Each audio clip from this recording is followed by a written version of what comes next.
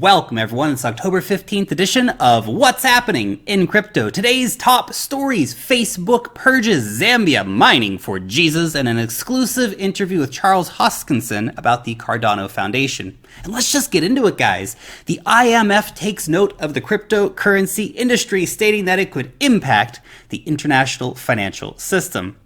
And I quote, "Cybersecurity breaches and cyber attacks on critical financial infrastructure represent an additional source of risk because they could undermine cross-border payment systems and disrupt the flow of goods and services. Continued rapid growth of crypto assets could create new vulnerabilities in the international financial system." Let me interpret that for you. Cryptocurrencies could undermine our control over the financial system and cross-border payments, and create vulnerabilities for the stockholders of large banks. This harkens back to Christine Lagarde's statement earlier in the year that international regulatory action on crypto was inevitable, and that the prime concern was the potential use for crypto in, you guessed it, money laundering, terrorism, and fraud. Of course. The Central Bank of Zambia has unsurprisingly come out against Bitcoin, stating that cryptocurrencies are not legal tender in Zambia. Now look, I know what you're thinking, Lark. Where the hell is Zambia? For your information, it is just over here. But Lark, why does this matter? Well, for starters, remittance rates in Southern Africa can be as high as 16%. Ouch! And the services are so inefficient and expensive, people will just give a friend money and put them on a bus and hope that the money arrives to its destination, and then aren't surprised when it doesn't. Yeah, John, we know where the money went. You damn alcoholic, sort it out. And yet, the central bank has pulled out all of the old, tired arguments. Say it with me, everybody. Money laundering, terrorism, fraud. Thankfully, the central bank doesn't actually have the authority to ban Bitcoin in Zambia and could only issue warnings telling people to stay away from Bitcoin. Meanwhile, they continue to preside over a local currency which continues to slide into complete irrelevance.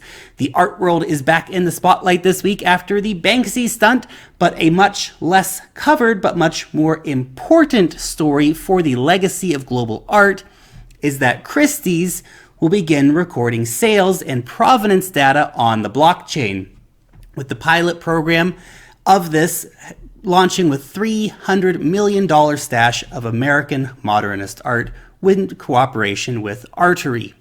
Now, the data for the ownership of art is an incredibly important thing, and this will create huge efficiencies in the industry and probably won't stop Banksy from pulling his pranks. A church in Russia is being forced to pay higher electricity bills to run its Bitcoin miners.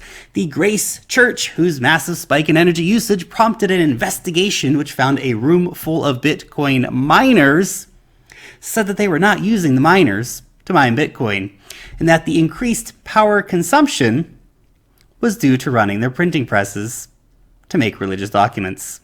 Really? I guess those printing presses were set on bullshit mode, because being caught red-handed with a bunch of miners in your basement and then saying you are not using them doesn't sound very plausible to me. It is a good thing that there is a confessional just upstairs. Now, seriously, all jokes aside, this case could have wider reaching implications for small mining operations across Russia and even home miners, as industry power rates are enforced on residential miners. Facebook is at it again. They have removed up to 800 pages ahead of the US midterm elections for coordinated inauthentic behavior. I'm fairly certain that term came straight from the 1984 dictionary. I mean, seriously. Facebook says that the pages that were removed were using increasingly sensational political content to drive traffic. Unlike trusted news sources such as CNN or MSNBC, which never lie, mislead, or misrepresent facts, or use sensationalism to get views.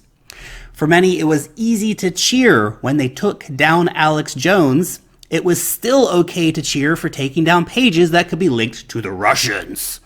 But the latest cull are all US-based accounts, some of which were very, very large and would have had serious monetary value, and many of which were run by legitimate political activists. A quick reminder, Facebook is working with the Atlantic Council to help manicure acceptable content on its platform and is, of course, deeply in bed with the government. And if you say that Facebook is a private business and they can do whatever the heck they want, then perhaps you do not fully comprehend the scope, scale, and power of the company. By now you are thinking, well, screw Facebook, Lark, but what can I do? My grandma is there. Well, for starters, you can make accounts over on the alternatives. Get an account on Steemit. Get an account on Minds. They aren't perfect, but they are leagues better than Facebook. And next time you see Granny, just make her a new account on Minds. Because remember, it is not that Granny loves Facebook. She loves you and just wants you to like her photos from time to time. And if you can spare a moment, maybe tag her in a cat video. There seems to be a split happening with Cardano as IOHK and Emergo, the development and business arms of Cardano, are proposing that the Cardano Foundation board resign. Now, the foundation and its council have not been able to execute their purpose in promoting and supporting the Cardano ecosystem. Here to comment on that is Charles Hoskinson. This is just a part of the whole interview. There is a link down below for the entire interview. Go ahead and check that out. The question on everyone's mind today is what is going on over at Cardano. There has been a public statement made that the Cardano Foundation may be moving away from what IOHK and Emergo are doing. Can you give us a little bit of an insight? What's going on? Well, on our part, Emergo and IOHK, it was more of an open letter we wrote of disappointment and frustration more than a crisis. The fundamentals of Cardano are still sound. Nothing materially has changed today or yesterday from where we were at the day before. In the beginning, the Cardano ecosystem was formed on the back of three entities. There was Emergo, IOHK, and the Cardano Foundation. So unlike a standard foundation, which issues the token, does the sale, hires the developers, negotiates the exchange listings, builds applications, encourages businesses to adopt, we decided that if we went down that road, there would be too much centralization and too much tendency to keep the ecosystem centralized. So it made more sense to break it into three different entities. So IOHK does the science and the engineering side. Emergo does the business relationships and the dApp funding and these things. So what you would look at traditionally consensus doing for Ethereum. And the foundation does the rest. In that case, that's things like community management, community outreach, regulatory outreach. When people ask, why aren't we on a Japanese exchange? Well, that takes lobbying, and that's the job of the Cardano Foundation, as well as things like just being that golden source of truth for information. So what is Cardano? Why is it good? Who should use it? And if there's a hack or an event, having a common place to go. So one of our frustrations over the last 2 years has been that the foundation is not really fit for purpose in the way that it's structured, the governance it currently has. And there's really two foundations in one. There's the mid-levels like Tom Kelly and John and Lay and the rest. And those guys are working hard and they're trying as well as they can with the funding they have, the budget they have, and the time and access they have to keep the Cardano community informed and moderate the channels. And then there's the executive management at the top, which at the time of foundation was 4 people. It was John McGuire, Bruce Milligan, Guido, and Michael Parsons. What we've witnessed over the last 15 months in particular is the board winnowed down to just 2 people, Michael Parsons and Guido, and eventually he was replaced with a gentleman named Pascal Schmidt. What happened to the other 2 people? McGuire left, we believe, for health reasons, and Bruce resigned. Mm-hmm. And the other thing that's a bit troubling are the relationships between people. Bruce is the son-in-law of Michael, and Michael's apparently also having his wife do material things there.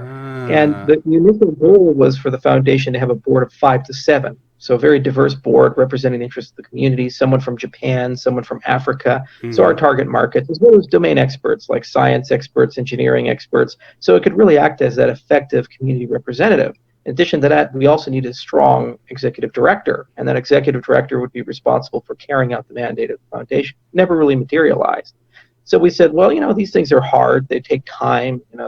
By design, a Swiss foundation is a little slow. So we were well more than willing to wait and pick up the slack in the meantime. Where things started deteriorating was when the foundation started weaponizing its trademark and using the trademark in ways that we felt was counterproductive for the ecosystem. It's first really important to understand that the trademark for Cardano doesn't give you gatekeeper or guardianship access where you get to decide who builds on Cardano or not. It's preposterous. No trademark gives you that kind of right over a cryptocurrency protocol. But we had events, for example, the most notable was when we went to Ethiopia. We invited the foundation to attend. They agreed. Up until a week before we went, they were going to go with us. They didn't go to Ethiopia for a business trip like that. It gets even better. So we were going to go to Ethiopia, the first government in the world to acknowledge Cardano, sign an MOU with us. They backed out. We said, okay. So IOHK signed it. And then we got just an incredible email from Guido basically saying, hey, you didn't tell us you were going here, which is a lie. We don't feel that the representations being made about your relationship with the ecosystem are accurate. We need to work with Emergo to decide how the media and other people should represent things. And we just lost it at that point. We said, look, we're not going to work with you guys in any capacity until you publish a fair use policy for the trademark. So we spent weeks cutting off all communication with them. This was a few months back. And eventually they did publish a fair use policy. But this is what our relationship has been like for the past year, where they haven't really collaborated or cooperated with us on a lot of things. They spend money in odd ways, like with the FP Complete auditing code, we're replacing and publishing reports which have no purpose to the ecosystem, or things like millions of dollars on the Distributed Futures Research Program, which make absolutely no sense. But I guess the people on that have a pre-existing business relationship with Michael. He's worked with Bob and Michael Manelli before. The nepotism gets even worse. Not only they're right. Wow, that's absolutely crazy. And so, what we did was we said, enough. Emergo and IOHK, we have well more enough money to cover what the foundation was intended to do. We're just going to move on out. And, it's our life work. So we're going to pick up the slack, hire our own community managers, and pretend like they don't exist. We'll do what we can to try to affect meaningful change there. And there's a regulatory apparatus in Switzerland. It's called ISA. And we'll work within the confines of what leverage we have to try to affect change. But if that doesn't happen, it doesn't happen. It's not going to impact the Cardano project. It doesn't slow down development. They don't control IOHK's money. I do. They don't control Emergo's money. Ken Kodama does. So we're completely independent, autonomous. And we set up the structure that way so that if one of the three failed, the other two could compensate for that. Kind of like when your kidneys goes bad, the other kidney wakes up and compensates for the load. So you still have two of the three pillars of Cardano holding everything up. Now, in that open letter, you asked, I believe, did you ask for him to resign, essentially? Thank you so much for watching today's video. Let me know what you think about any of the news stories down below in the comment section. Thumbs up the video, subscribe to the channel if you're not subscribed already. Hit the bell to stay up to date with all of the latest in crypto space. Come and join the conversation over on Twitter, Telegram, Steemit, or Minds. Long live the blockchain, and peace out till next time.